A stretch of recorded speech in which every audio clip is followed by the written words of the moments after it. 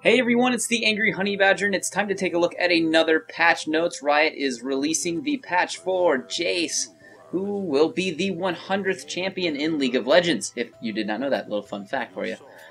Besides that, there are plenty of changes to champions in this patch. We're going to go ahead and go over those right now, starting with Ahri. They fixed a few small things with her. They fixed her Essence Thief will no longer occasionally allow Ahri to spell vamp off of more than one spell. They've also fixed where Spirit's Rush damage now matches the tooltip damage. That actually is what it's saying, instead of erroring out and not saying the correct amount of damage. Few changes to Akali in this patch. Crescent Slash, the energy cost has been reduced from 60, which was at all ranks, to now it being 60, 55, 50, 45, and 40. And then it also now activates the Mark of the Assassin's secondary damage as well. Alistar's seeing a few changes in this patch as well. His Trample's damage has been reduced, and his Triumphant's Roar mana cost has been increased at earlier ranks. There's been a small fix to Anivia in this patch, where the assists are now properly granted when successfully retrieving Anivia from her rebirth egg form. Ashe has a small fix in this patch as well. Her Hawkshock now displays the correct buff icon. A few little small changes are happening to Caitlyn in this patch. Her cast time for 90 caliber net has been reduced, and the Ace in the Hole, the range has actually been increased at all ranks, and the channel time has been reduced to 1 second instead of 1.25 seconds. I think this is actually going to be very nice for Caitlyn. One of the cool things is using her ultimate to pick off people from distance, and now that it's been increased just a little bit, it's definitely going to help you do it a lot better. Darius is seeing a small fix in this patch as well. The Noxian Guillotine's cooldown no longer refreshes upon killing an enemy clone. I'm kind of surprised they're not changing anything else with him, considering he feels a tiny bit overpowered. Not too bad, but we'll see probably future updates from him. Few small fixes have happened to Dr. Mundo in this patch as well. Burning Agony can now be turned off at low amounts of health, and Masochism no longer stops Dr. Mundo from using additional attack animations. Fiora's Blade Waltz cooldown has been reduced to 130, 120, and 110 from 150, 130, 110. This makes a little bit of sense. 150 was a really long time to wait after level 6 using your ultimate. Gragas is seeing a few small changes in this patch. His base health has actually been increased from 493 HP to 523. His armor per level is also being increased from what he was getting 2.7 to now having 3.6 per level. His body slam has also been changed in this patch. His charge speed has been increased to 1050 at all ranks instead of it scaling, and the mana cost has been reduced to 50 at all ranks instead of scaling up from 50. Janna is seeing a few small changes in this patch. Her Zephyr, the passive movement speed, has been reduced at earlier ranks to 4, 7, 10, 13, and 16%, which it was 8, 10, 12, 14, and 16. And the slow duration has been reduced to 3 seconds from 4 seconds. Her Monsoon is also seeing a little bit of a cooldown being increased at earlier ranks to 150, 135, and 120 instead of 120 seconds at all ranks. Karthus' ultimate Requiem's cooldown has been increased to 200 seconds, 180 seconds, and 160 seconds from what it was 180, 150, and 120. As we all know, global ultimates are going to be increased because they are seeing a lot of bans in ranked play.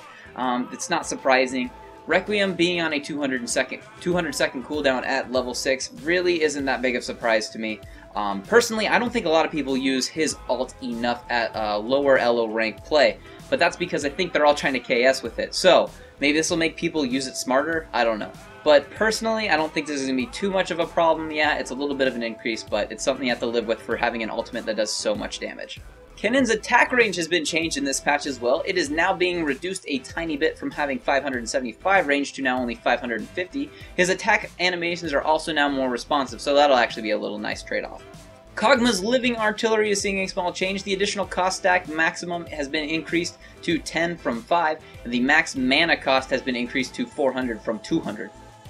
LeBlanc seeing a few nice changes in this patch. Her Sigil of Silence missile speed has been increased, and her Distortion, the cooldown, has been reduced at all ranks, and the Casting Mimic no longer disables LeBlanc's ability to return to its original point, or vice versa. If you actually go watch their patch preview, you can actually see how they use it. It is really clever now. Now, a few people are going to be maybe thinking that this is a huge buff for her. It'll actually just make her a little bit smarter and better to play. It'll help her late game. But as for damage numbers, nothing's going up. So you're going to still see the same amount of ridiculous damage. She'll just be able to move around a little bit better, which will become nice for her, because late game she does fall off quite hard. Lux is seeing a few small changes in this patch. Her base mana regen per 5 seconds has been increased to 6.6 from 5.6. Her Light Binding's mana cost has been reduced at all ranks, and her Ultimate's mana cost has gone down to 100 at all ranks instead of scaling from 100, 150, and 200. The cast range now displays on the mini-map as well. Miss Fortune is seeing some nice changes in this patch. The double up range has now been increased to better match her attack range, and the Make It Rain has now had the slow increased on it, and the mana cost has been reduced to 80 at all ranks instead of scaling up from 80. Morgana has seen a small fix in this patch. Tormented Soil continues dealing damage if Morgana dies. Nautilus has seen a few small changes in this patch. Dredgeline's damage has been reduced at earlier ranks, and the cooldown has been increased at earlier ranks.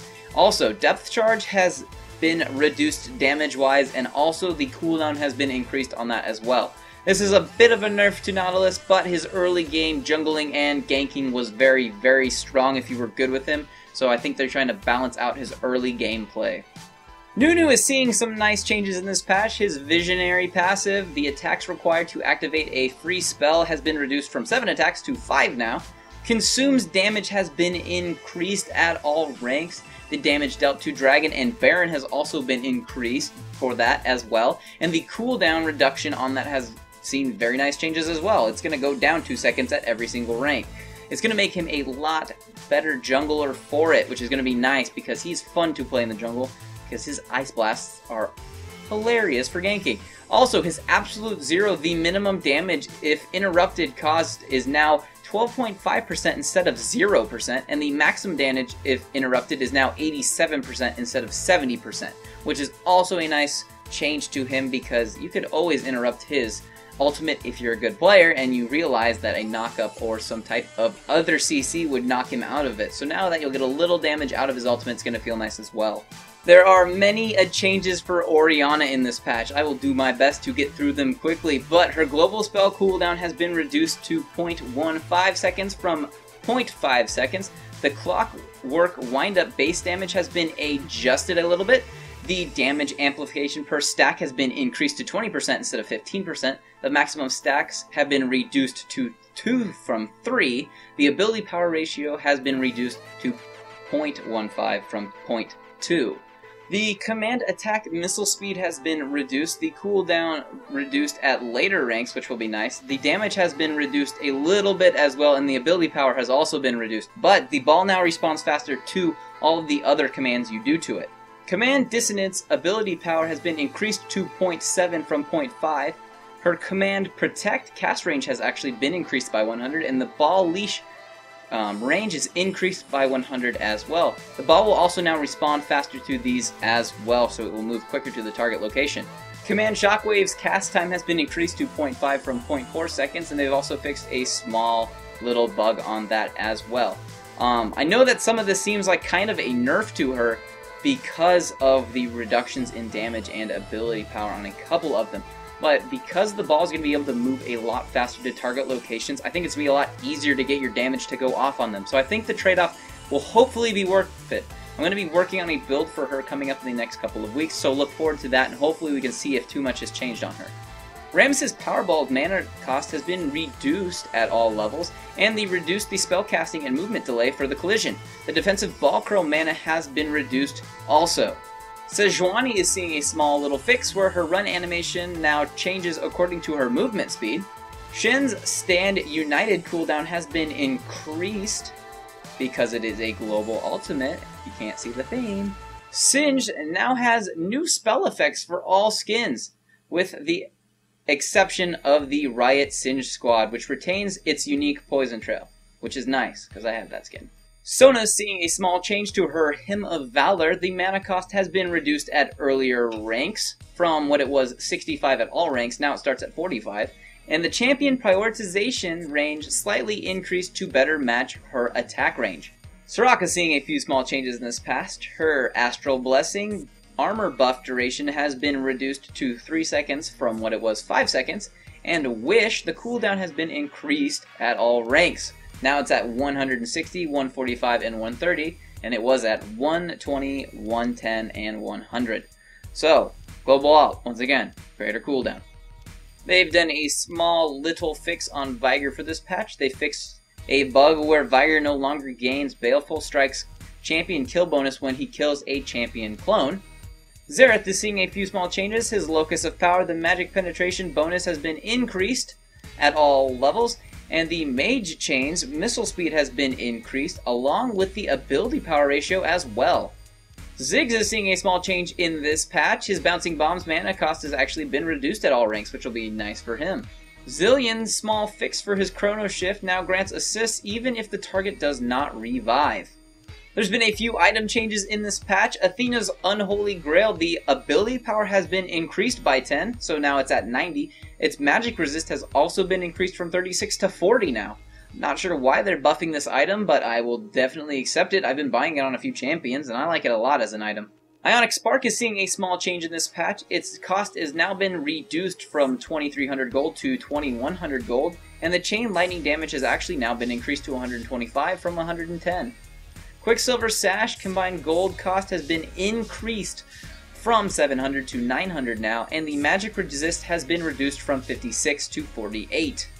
There has been a small change to one of the summoner spells. Ignite is no longer usable on minions. Thank God, because that has happened to me plenty of times where it goes off on a minion when I click a champion, and then I don't get a kill, which is unfortunate. But this will be a nice fix because it definitely needed to happen.